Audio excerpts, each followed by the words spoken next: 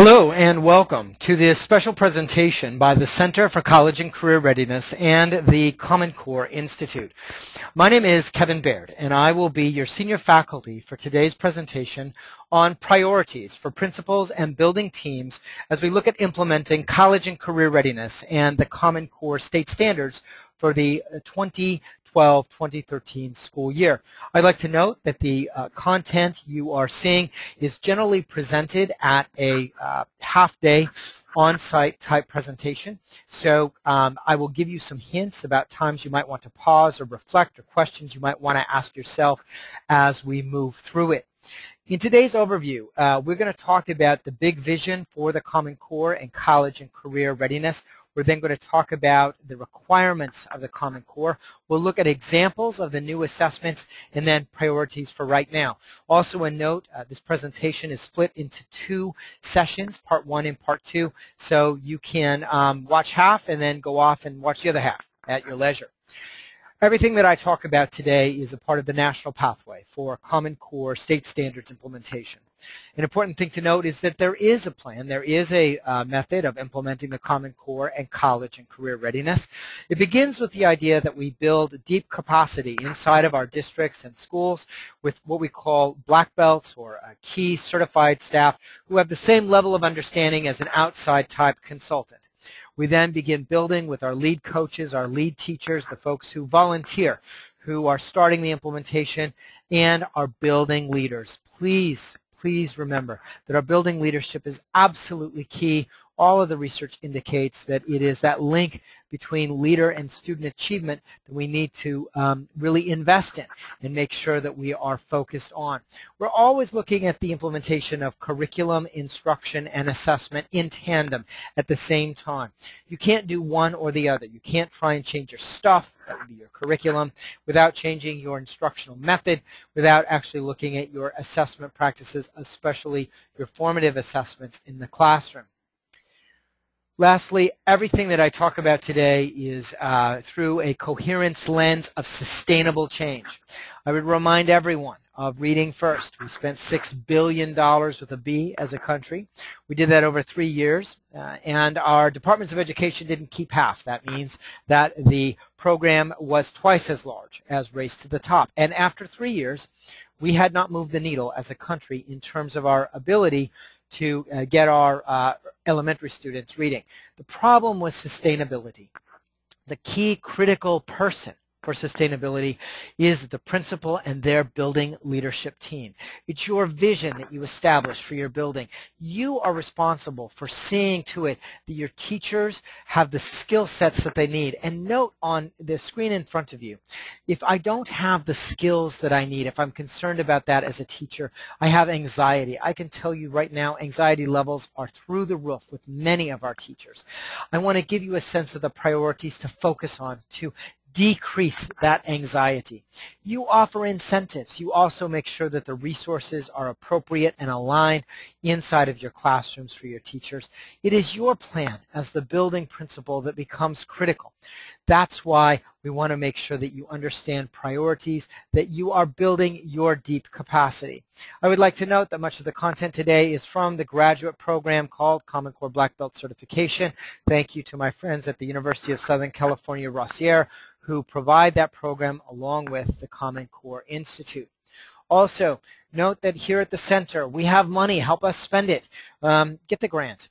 There are a variety of grant programs that are available. A number of partners that we work with provide content, assessment items, etc., at reduced fees that we help to underwrite. So if you are participating here, you're hearing this information, email Tim Edwards at collegecareer.org, and he can get you that information. I'm not here to sell you anything. I'm actually here to help you use some money that's already in our coffers. So to begin with, I want you to reflect on a question. I want you to ask yourself, where are you on a scale of 0, which would be nowhere, none, just starting, to a level of 10, which we would call mastery, black belt mastery, the same level of mastery an outside consultant might have. When you think about your understanding of college and career readiness and Common Core complexity, where are you?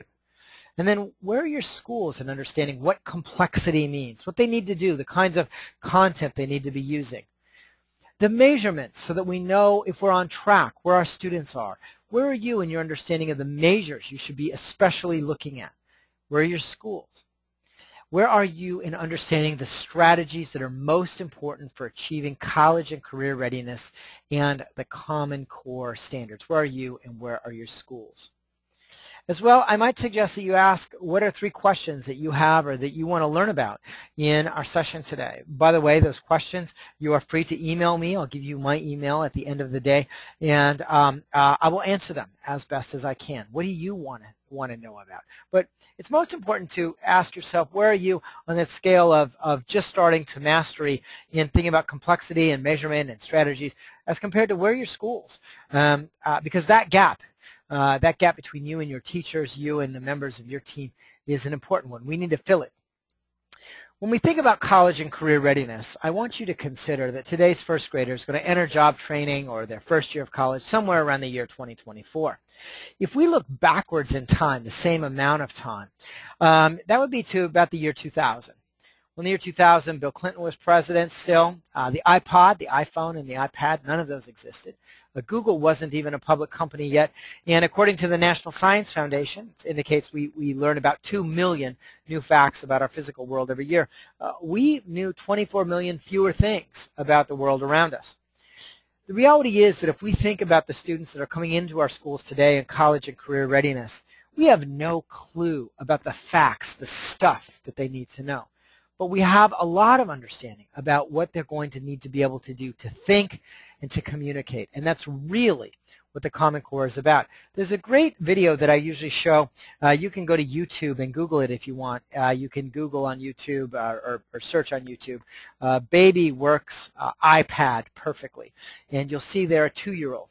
And he's using the iPad perfectly. He has a very pronounced, advanced vocabulary. A lot of folks get focused on the technology of that video, but it's not about the technology. It's about the fact that the ecosystem of our children is changed a lot, and that our students are already very significantly advanced, and it is that change in their ecosystem which requires us to change. So a formative question for you. You might want to pause if you're watching this presentation as a team. You might want to pause and ask yourself or your team, what is college and career readiness for a high school senior, and then for an 8th grader, or for a 5th grader, or for a kindergarten student? Because the further we get away from pushing our students into a college or workplace training, the harder it is to see. The more we have to think about very specific skill sets, not knowledge sets. It's about skill sets. What's your vision for a college and career-ready school? Faculty, leadership team. You might want to pause there and discuss that. We're going to go forward and talk about the big vision for college and career readiness. So that's your pause screen. And we'll talk about the big vision now. And I have a question for you again. When you think about what it takes to change, because we have to change. Our kids have changed. The world has changed around us. What is just one bad habit, just one small thing that you think you or our faculty members or our schools or our curriculum need to change that would result in better, more, greater college and career readiness for our students? It was just one thing. You know, I have a picture of a fork here, and I have a picture of a fork because I want to ask you, what does it take to change just one thing in your diet? Ever go on a diet, you try to change just one thing? It takes a lot. My friends, there's not enough money, there are not enough days of professional development, there's not enough time to train all of our teachers in the traditional manner to make these changes. It has to come from within, and that's why we think about sustainability, and that's why the leader is so critical. The priorities for you are so critical. This is much more than what we do in K-12 education. 3/4 of the fastest growing occupations require more than what we do from kindergarten to 12th grade. And yet just over half of our citizens get that level of education. It is not about knowing stuff. Our state standards have been big, long checklists of things to teach, things that kids are supposed to know. And at the end of the day, they've actually known less. They figured out less by going through the checklist. It's about thinking. It's about understanding. It's about looking at problems I've never seen before and figuring them out and creating knowledge. There are 5 critical elements that employers look for when they are looking to hire someone, and those elements are actually the elements that are underneath, that are at the foundation of college and career readiness and the Common Core standards. The understanding of concepts and new developments in science and technology, the ability to analyze and solve complex problems, to apply knowledge and skills to real-world settings, to think critically, to analytically reason, and to effectively communicate orally and in writing. These are the things. We go to school to learn these elements. Yes, we learn them through particular content areas, but at the end of the day, this defines college and career readiness. And it isn't just about being successful in college or workplace training program. It's about getting a job, the jobs that exist today. Look at competitiveness for jobs. This screen shows you that for every job that's available in farming, fishing, or forestry, there are nearly 50 applicants for every one of those jobs, highly competitive. Nearly 30 applicants for every job opening in construction and extraction. 15 people applying for every job opening in building, grounds, cleaning, and maintenance. But take a look. Life, physical, and the social sciences, if you are working in one of those areas, you're applying for a job, you're guaranteed the job. 1 job opening for every 1 job applicant. In computers and mathematical sciences, less than 1/2 of an applicant for every job opening. We can't import these people fast enough. And in healthcare practitioners or healthcare technical jobs, there's less than 1/3 of a person applying for every job opening. That's scary. If we can help our students to become interested in and train proficient in these areas, think about what we could do to the unemployment rate in this country. It isn't just, though, about skills. It is about interest. For instance, this information is from the ACT, looking forward at where the workplace projections will be, where the jobs will be. Jobs will be in management, education, healthcare, computer specialties, and community services. But this much smaller bar here is the kids that are going to be interested in them, the kids that are interested in going into these areas. It is incumbent upon us to help students learn to be interested. Take, for instance, mathematics, science, technology, engineering, and mathematics. Now, I am certainly concerned about the kids who are represented in the purple here, the 41.8% of kids that have low math proficiency and low interest in science, technology, engineering, or mathematics. But look as well at the students in the green. Nearly 1/3 of our students are highly math proficient, and they don't want to do it either.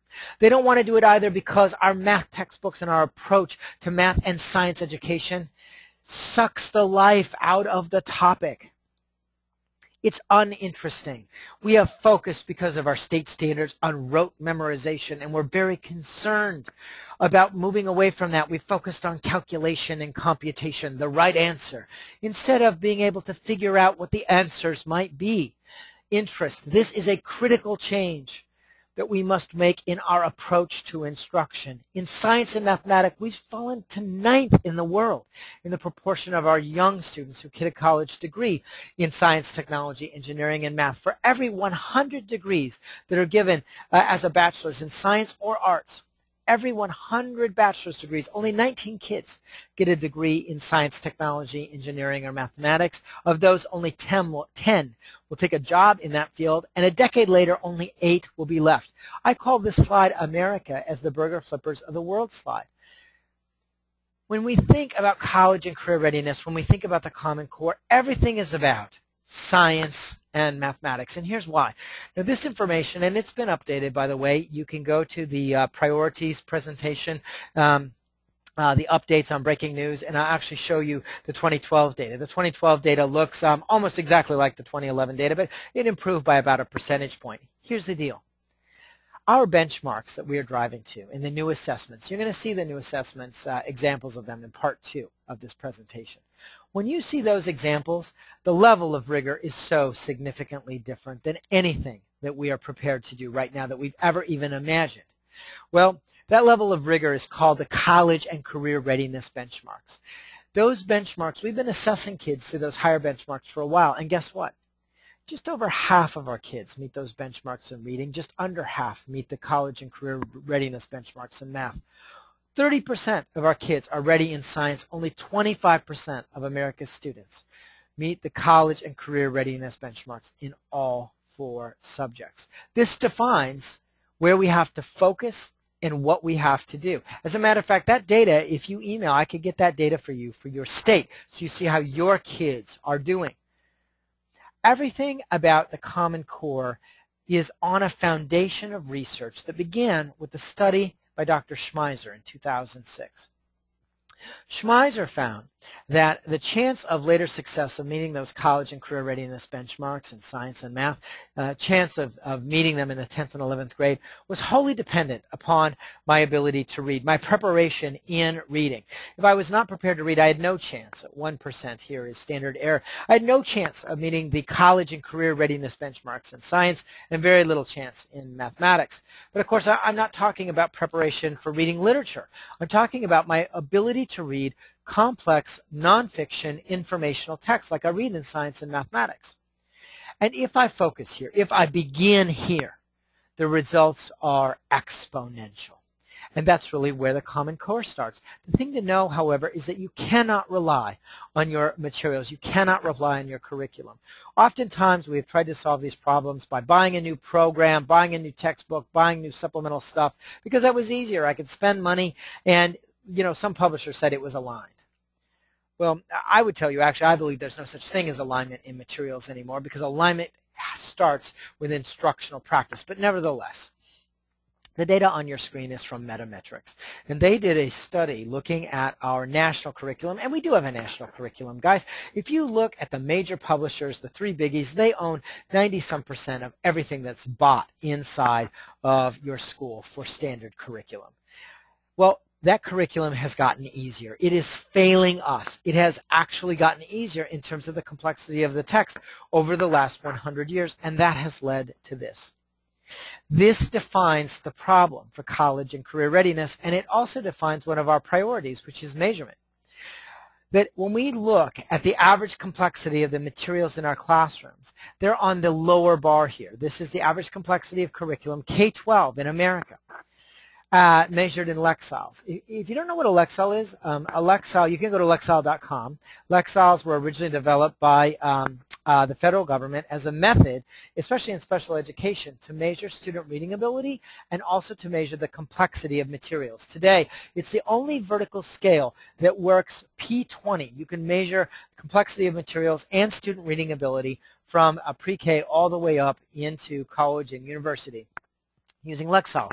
And Lexiles are referenced in the Common Core state standards.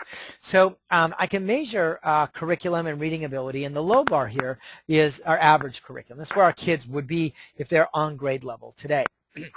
The advanced, the higher bar here is our stretch curriculum. That would be advanced placement, international baccalaureate, getting to about a 1300 Lexile. On the right you have the level of text I have to be able to comprehend to get into the military. You might not know that about 75% of America's kids are not eligible for military service because they cannot pass the test. They literally are not able to serve because they cannot read the text on the test. Why the military has become about technology. It's about science. Workplace training programs here on the left. At the lower end of that bar might be a retail store, like say working at Kohl's. The higher end would be our students who are going to become plumbers, electricians, steam fitters, automotive repair people. Remember, your students that are going into the trades, they have to read more complex information in that first year out of high school. This includes our dropouts, by the way. In that first year out of high school, they have to read more complex information than the first year of Harvard or Yale, domain specific. We must close this gap. The good news is that it's measurable. You could today see where your kids are on this trajectory if they are ready for the new assessments. That is one of the priorities. So the big vision, it's not about standards, guys. It is about college and career readiness. The primary outcomes of the Common Core and college and career readiness are increases in math and science proficiency by closing the text gap in content and reading comprehension. If you don't believe me, the next session is intended to show you, to prove to you that this is the way it's set up, and we will look at the requirements of the Common Core state standards. So let's go to the next session. The next section is called Knowledge, Section 1, the requirements of the Common Core. I'd like to remind you that as we think about sustainable change, for each of the elements, I want you to ask a question. If you're taking notes, you might just write down the word skills and then the word resources. What are the skills amongst your teachers to do the things that I'm about to tell you we need to do? What are the resources you have to get them done? Let's take a look. The requirements in English language arts, also in literacies for science and social studies. First of all, I must increase my ability to read complex text. I'm going to measure my ability to read using Lexiles. I'm going to measure the complexity of my content using Lexiles. The shift between 2 to 3 grade levels, what does that mean? That means, for instance, on the left, I want you to look at 4th to 5th grade. Today, students in the 4th and 5th grade who are reading on grade level are reading texts that are between a 640 Lexile and an 850 Lexile. Those are the kids that are getting A's and B's. We're patting them on the head. We feel good about them. But to be college and career ready, to be on that higher bar, right, that higher curve, those students need to get to a place where they're reading between a 770 and a 980 Lexile. 980 Lexile today, which would be at the end of 5th grade, that's where we need to get the kids for college and career readiness, the Common Core. The new assessments will assess at that level of Lexile. Today, that's actually, if you look over on the left, 980 Lexile, somewhere around 8th grade. That's right. We have to get our 5th graders, the kids that we think who are on-level readers, we have to get them reading at an 8th grade level. The implications here are huge. Your libraries, what are the materials in your libraries? If you have to have your 5th graders reading content that's a more middle school type content, you need to change the content that's available to them. That's a resource, right? How do we accelerate our students in their ability to read? The folks in your schools who know best how to accelerate reading are very likely your folks who are reading coaches or working in special education or RTI or interventions. We need to use those same strategies, but to use them for all of our students. The folks at ACT did a look forward, and they asked if we were going to give the new tests, those new assessments today on college and career readiness, how would our kids do? And they project that 2/3 of our kids would fail the new tests, 2/3 of them. If you are African American, about 90% would fail. Hispanic, about 80% would fail. Why? Because our students are not ready, they are not prepared to read complex text. As a matter of fact, if you look at the issue of complexity in our curriculum and our approach to instruction, all of the elements of college and career readiness are benchmarked on international scales, the PISA. Why? Well, it's all actually benchmarked to the NAEP, the National Assessment of Educational Progress, and the NAEP is benchmarked also to the PISA. So the new benchmark that we're aiming for is represented right here in red. Okay?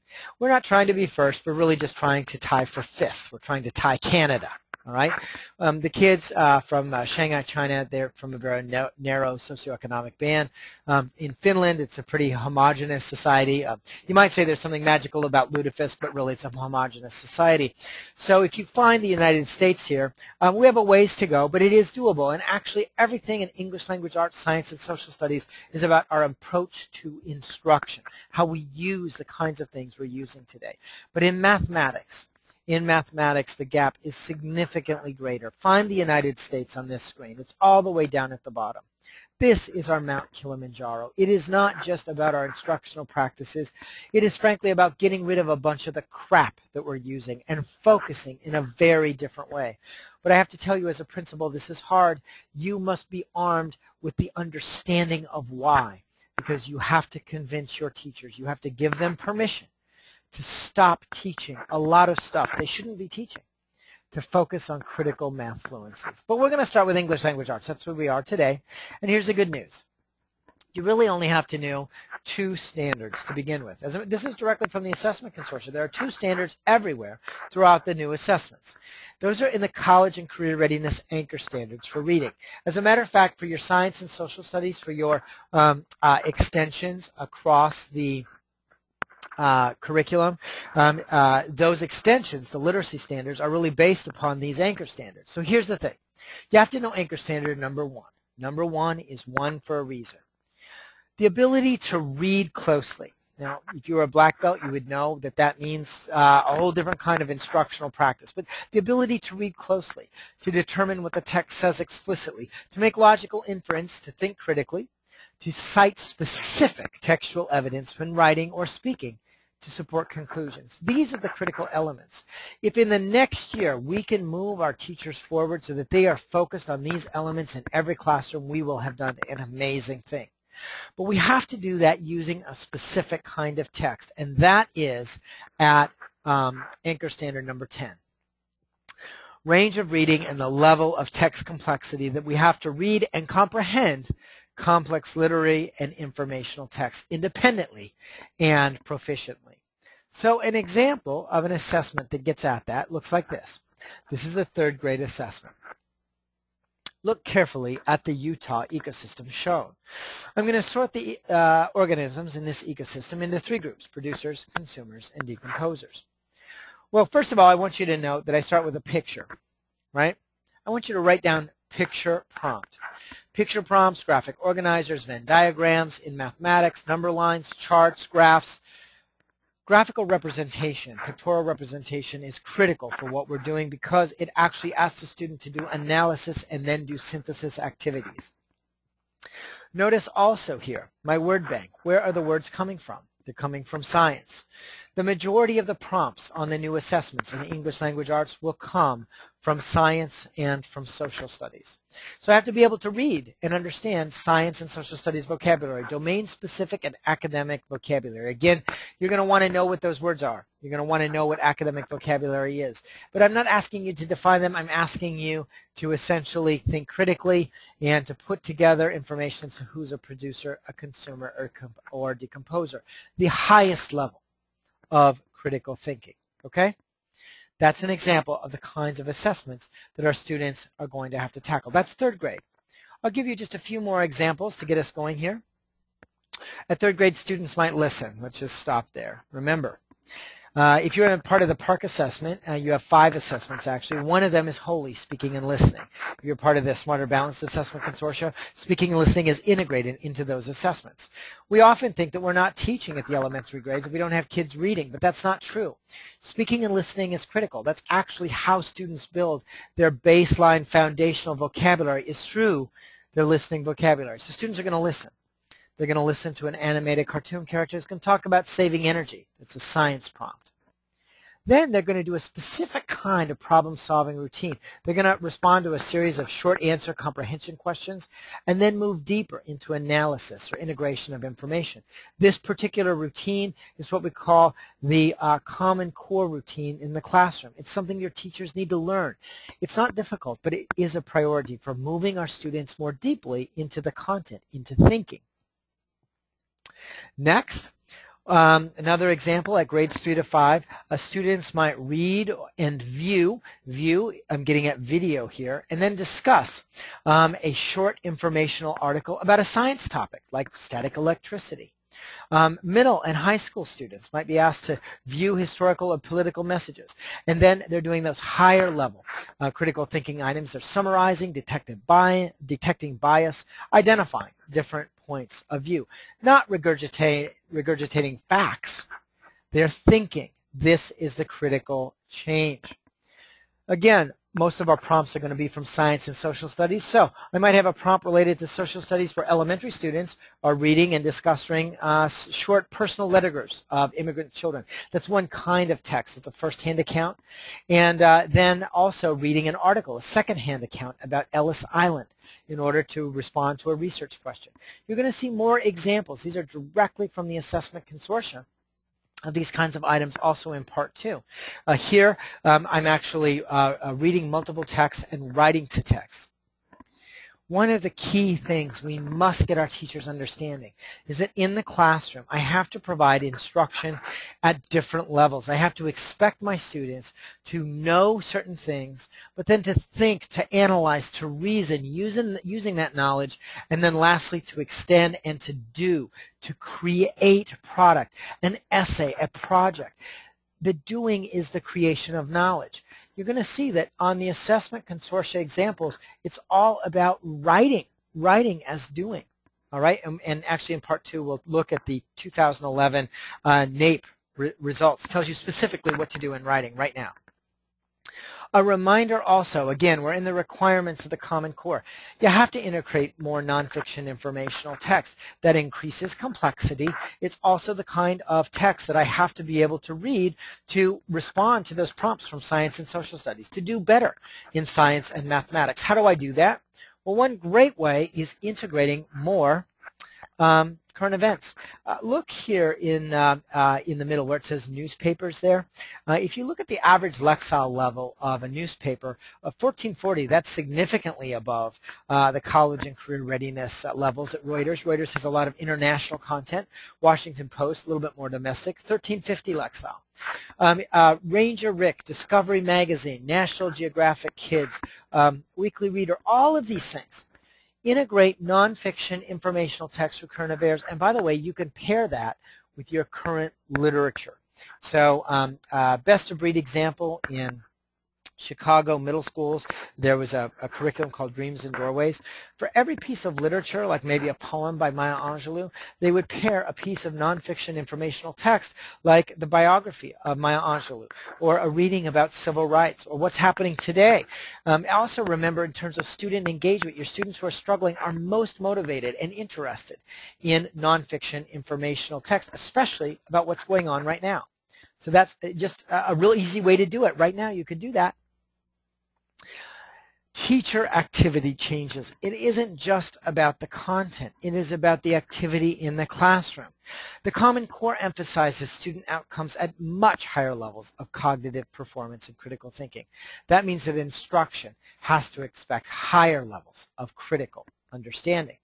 Now, we get at critical understanding in one way through the kinds of writing that we do. And as a matter of fact, when we look at the 2011 response from the Writing NAEP, you'll see that what you see right here in the kinds of writing I need to be doing, it's exactly aligned to that NAEP. We need to be doing a lot more persuasive writing, but always, whether it's persuasive or narrative writing, writing to convey experience, we need to be using evidence-based writing. Evidence and argument, and being very precise in our language, critical. One of the ways that we get there, when we're doing our writing, we need to be writing to sources, reading a number of things and then writing to them in an authentic audience. And one of the ways that we do that is by asking text-dependent questions. As a matter of fact, you could spend a boatload of money, you could redo your libraries, get all new curriculum that's aligned to the Common Core, quote unquote, and it would be for nothing. Because David Coleman, one of the authors of the Common Core, did a study and found that 80% of the questions that we ask in the classroom do not require students to actually have read what we are talking about, to actually read in order to answer the question. This is instructional practice. We have to teach our teachers how to do this. So again, if you're taking notes, you have to think about, do our teachers have these skills? How do we get them these skills? We're going to talk about some pragmatic elements in the priorities presentation. But we have to be asking different kinds of questions. And in those questions, as we're asking them, we have to be using different kinds of vocabulary. The vocabulary that you see here, right here, is actually from the standards themselves. They're from the standards for kindergarten, essential vocabulary in English language arts and mathematics. But you know what? Here's the thing. Think about the word hexagon. Am I asking a student in kindergarten to write the great American novel using the word hexagon? No. How do students learn these words in the early grades? In any grade, actually. They hear them first. They use them. This grade list, this vocabulary list is not a list for your students. It is a list for your teachers. Our teachers have to be speaking aloud, much more rigorously, vigorously, constantly, the language of the domain that they are teaching. A number of free resources that can help you with this. But your teachers have to do this. Actually, in one of the Black Belt lectures that I was just doing, we were talking about strategies to help our teachers to actually learn to speak, different reminders that we can use. So that's a nice segue into mathematics. So let's look at the requirements of the Common Core in math. That was English language arts. In mathematics, it's very similar. We're going to start with the standards for mathematical practice. The standards for mathematical practice are very similar to those anchor standards in reading in a number of ways, like math at the Common Core in college and career readiness. It's all about problems, problem type. It's about real-world problems, problems that you have to read, problems that you've never seen before, not computational problems. You know, the days of the worksheets are over in terms of actually when you think about what it means to be proficient in math. It isn't my ability to do a worksheet with a whole bunch of algebra problems on it. That's not how you use algebra. I use algebra by looking at real-world problems that I probably had to read, I never thought about before, and figuring out how to attack it. So in math, I have to make sense of problems. That means I have to be able to read. And then I have to persevere in solving them. The kinds of problems that I'm going to be tackling are really complex problems. I have to be able to reason abstractly, literally take what's written in the English language and abstract it into the language of mathematics. Then write it quantitatively. Construct a mathematical argument and critique the reasoning of others. Use mathematical evidence. Model with mathematics. Look at real-world problems and figure them out and use appropriate tools. By the way, appropriate tools, a place to go, nctm.org, nctm.org. There are a variety of new kinds of tools that will be used in the teaching of mathematics, and they have some examples there, stuff you've never necessarily seen. Also, if you're using a Promethean board, Equation Editor is built into some of the Promethean software for a whole different set of tools. You know, the use of compass and protractors at the advanced levels, that's not, you know, we're significantly beyond that, okay? So an example, by the way, of mathematics in the Common Core. This is in money. In the Common Core, the standards relating to money actually have been moved upwards. So moved upwards into, say, about the second grade. And here's the thing. We need to make sure that our students are spending more time on the fluencies in mathematics that are getting really, really good at addition, subtraction, multiplication, division, and so we're moving content out so we have greater time to focus on those fluencies. So we've seen questions like this, you know, what's the value of the coin, add it up, what's the total value, subtraction now, how much more money would be needed. But here is math on the Common Core, okay? So I could ask, you know, if an item costs 50 cents, how much more money would you need? That's a little bit more rigorous, but how about this? This is actually getting at modeling, real-world reading. Your mother sends you into the store to buy something she wants. She tells you the item costs somewhere between 1 cent and 99 cents. You have pennies, nickels, dimes, and quarters in the money jar. What's the least number of coins you can take with you to make change without going over $1? The hard part here is actually reading it and figuring out what the question is asking. So the question is asking the least number of coins you can take to make what would be a maximum of 99 cents. All right, you have to figure that out. The answer, by the way, you could look at 3 quarters, 75, 85, 95, 2 dimes, 76, 97, 98, 99, 4 pennies. I mean 9 coins. There are actually a variety of approaches that a student might take here, and that's the point. I have to reason through this real-world problem. In mathematics, one of the critical elements you must understand is that so much of the stuff we teach today has to go away. This website, it's a free website. It's from the authors of the standards. I work with them, the Council of Chief State School Officers, the survey of enacted curricula, originally funded by the National Science Foundation.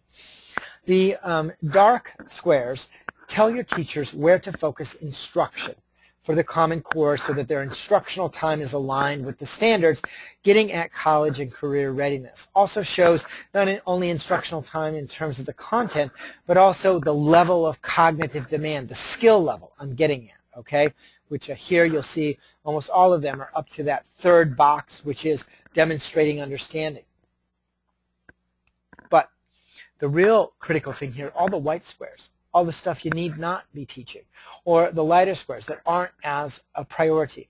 We have to get away from the content that doesn't matter. And that takes you as a principal setting that priority in your school building.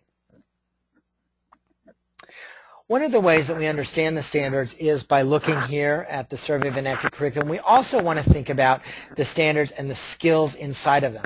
One of the things to think about is that we used to do a deconstruction of the standards, okay? The deconstruction of the standards has actually already been done. Please don't have your teachers deconstruct the standards. Just go get them. You can Google them.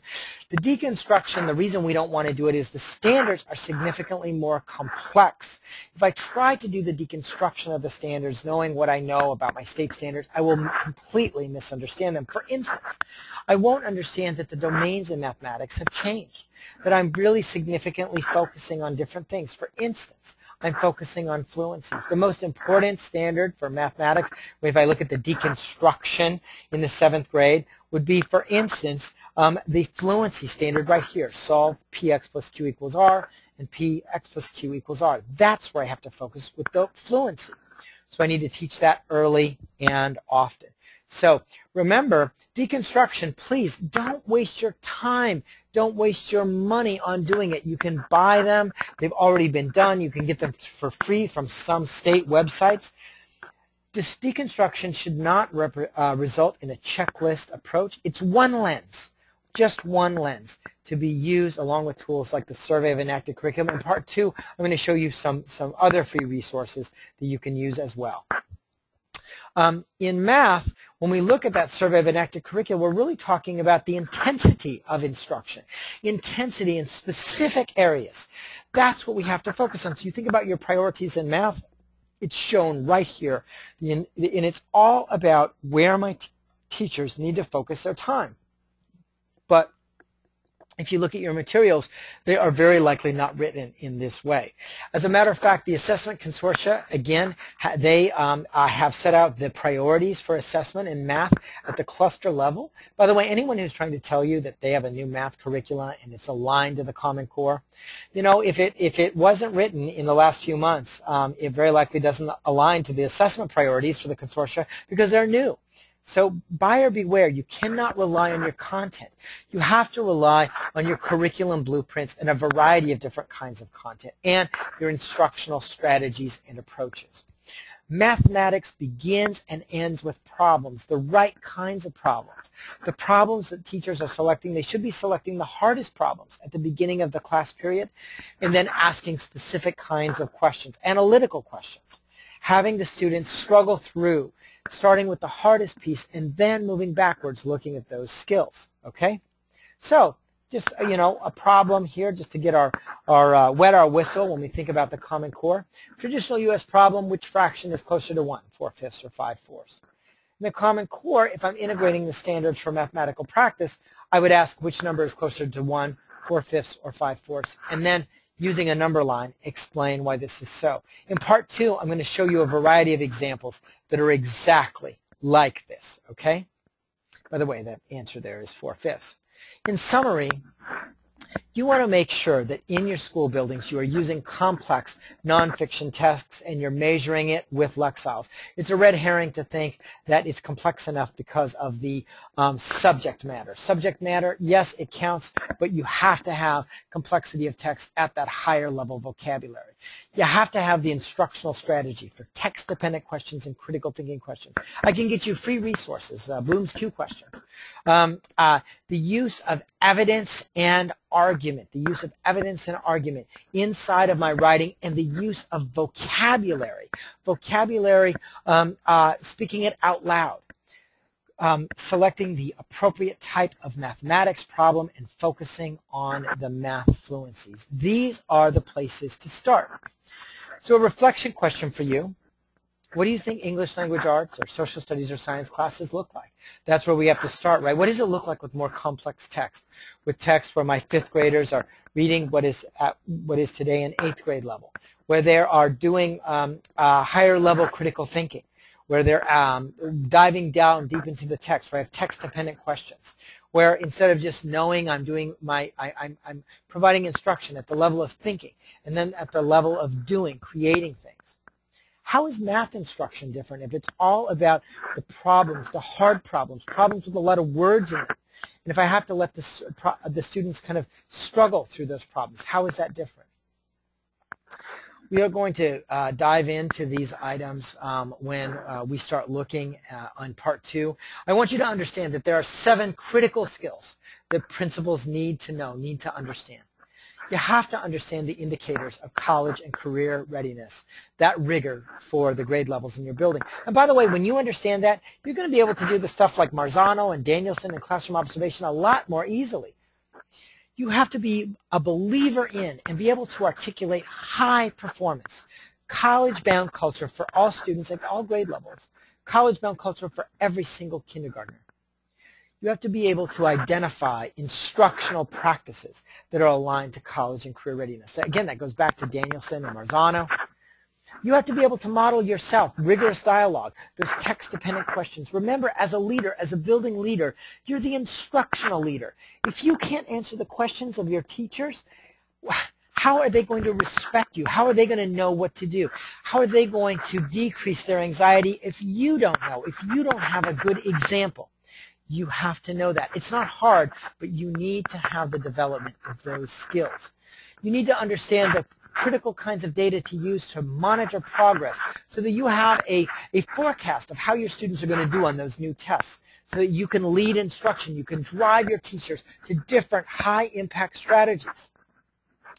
You have to be in a place where you can require aligned, rigorous curriculum. And you don't have money to buy new stuff.